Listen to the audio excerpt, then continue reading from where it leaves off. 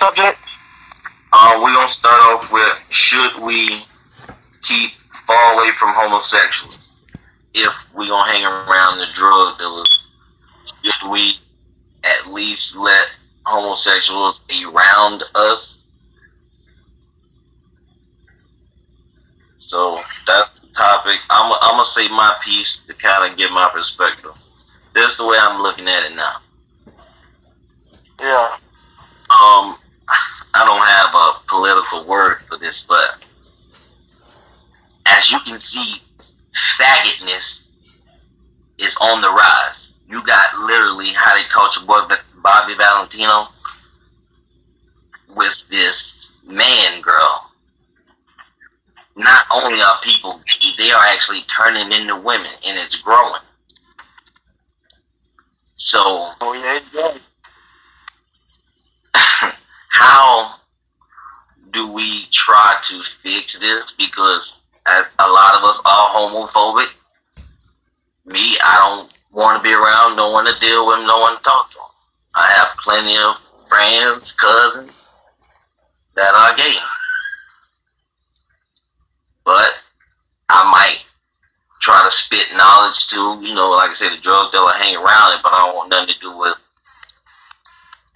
the homosexual. So my personal thing is that I will try to reach out to the miseducated young men who are involved in that lifestyle. So I'm gonna try to do better.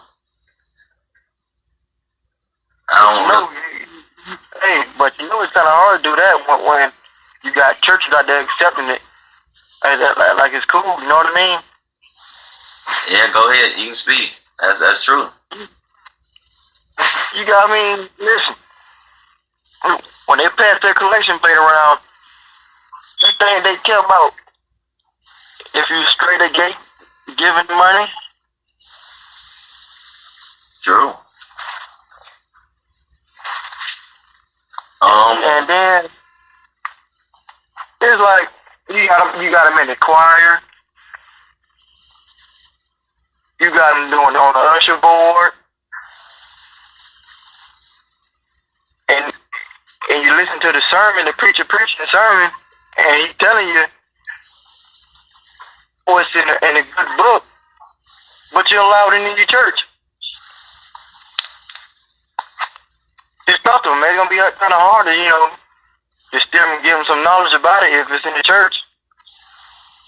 Wow, that's deep. Shin, baby. It's hard. It's gonna be hard. Like you said, everybody dudes turning to women. It's like what they call it now? A trend. It's a trend now. Yeah, just let everybody know when you're done speaking, but go ahead. That's somebody that's coming in? Yeah, we got a few. Yeah, but whenever you're done speaking, just let everybody know.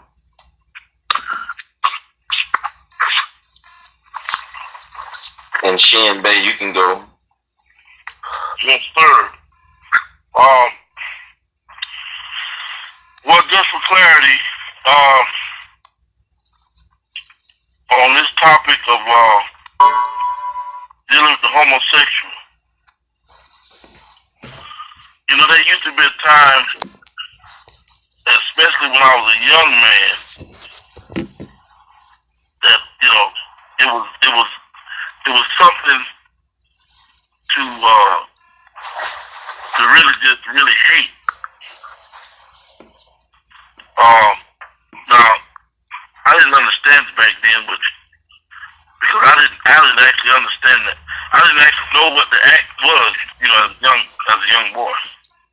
All I knew was it was a man acting like a woman, and as far as the woman acting like a man, I didn't even know that existed as a young man.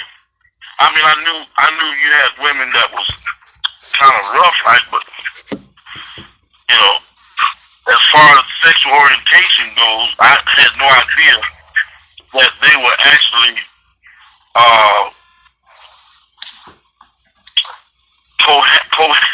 cohabiting in a physical way. Or in other words, having intercourse, put it that way. As I got older and found that out, it really got to be obnoxious in a sense, just the thought of it. And, back in the 70s and early 80s and whatnot like that, I guess mostly in the 70s, early 80s, hell, we used to throw rocks at them and pick at them all, it was just something that you didn't want to deal with. It was weird. It was something wrong with you. It was everything negative, so to speak. But as I got older, even right today, I still see it as obnoxious if I think about the actual act of it. But now, as far as these people interacting in society, voting, holding down jobs, just being around in society, etc. I tend to, in my maturity, I tend to not think about the act so much,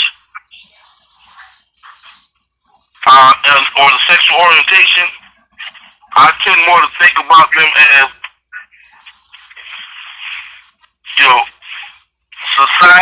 society members, or members in society that are humans,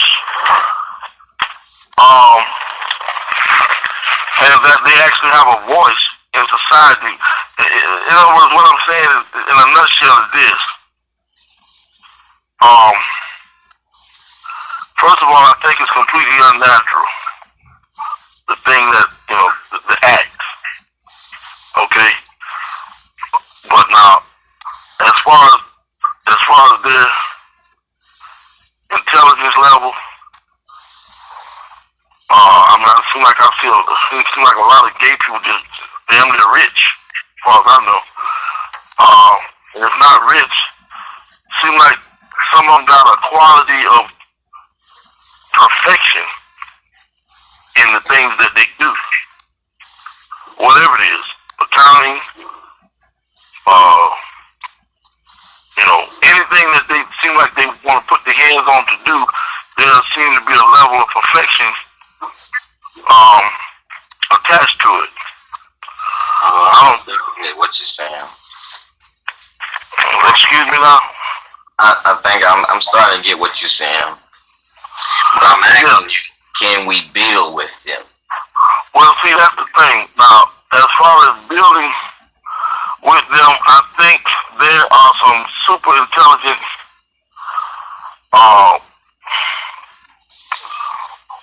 people of that caliber as far as their intelligence level is concerned. In other words, they can understand these types of subject matter. They go through whatever. But my only thing is, how do you deal with them on that level? In other words, it's like it's almost to say, we want to build a group of dogs, and then but then all of us are building towards being a dog, or being this is an example, being whatever kind of dog, a greyhound, a Doberman Pinscher, German Shepherd, whatever. And then you got somebody who appears to be a dog, but then they say meow. In the midst, of the oratory, it's almost like, let me step in real quick. And I'ma just, cause Zeke is in, I'ma just try to get. He missed the topic. The topic is, can and how can we build with homosexuals? Just like the brother said, I know it's tough to be around them, but same thing. I go hang, I can go fishing, I can go to base basic places with somebody who might sell drugs. I don't sell drugs. That don't make me a drug dealer. I'm trying to say, should we start?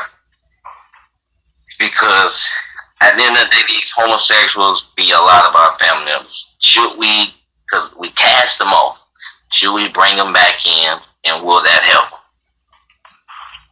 But Z, if you ready to speak.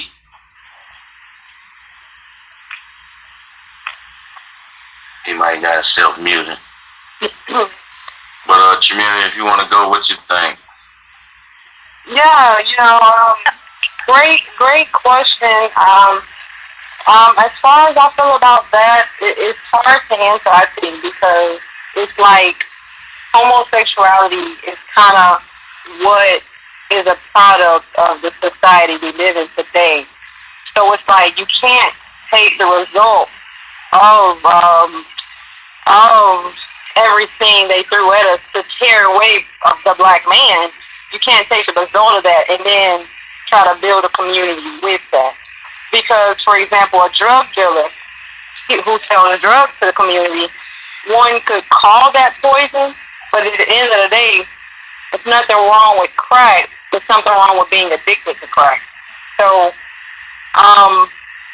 like I say, you can talk and deal with a drug dealer, and even if he knew the knowledge on the drug he sold, that could turn into power. But how can a homosexual, how can that benefit us? Because just basic concept of that, it goes against nature, like the brother was saying. So, not saying a homosexual can't come and convert over back to the basic, nature and then contribute. But at this point, it just doesn't make sense, because it's like, you know what I'm saying? It just like the brother, it just doesn't seem natural. That's kind of how I would say it. All right. Anybody else? Yeah, go ahead. Hello, everybody. So, as far as smaller things, not the big picture, but smaller pieces of the puzzle, there is something that everybody can contribute. For example, I think that the best clothing designers are gay men. For whatever reason, they understand how fabric lays on a woman a lot better than a woman or a heterosexual man can. However, when it comes to rebuilding the household, they cannot contribute because they blur the lines of what is the role of a father and what is the role of a mother, what is masculine and what is feminine. So in that part of the puzzle, they cannot contribute. But in other areas, I believe that their intellect, they're not stupid because they're gay. They're not incapable of comprehension because they're gay. But in that area of building that involves your sexuality and your roles according to your gender, they cannot contribute. So can I build with a homosexual? In certain areas, yes, but ultimately, no. And you'll find that ultimately there are a lot of things that people cannot contribute in that area, in certain areas of the puzzle. So I don't think there's anybody that can do everything, or that can be a part of everything perfectly or in a positive manner. Like drug dealers, for example, they would introduce this ideology that it's okay to what's the word? Enable a bad habit. But at the same time, they obviously have amazing business management skills. So I would ultimately say no, because the basics of humanity is to sustain life, and being a homosexual is counterproductive for sustaining life. But would I go to a homosexual for help as far as I need help designing my living room so that I can be able to go and entertain company at the same time, totally, I'd go call one of them. But when it comes to, I am having issues mothering my children, and I'm wondering if I should or should not introduce this new man to my kids. No, I'm not going to go to them because they have a totally different understanding and view of a functioning family.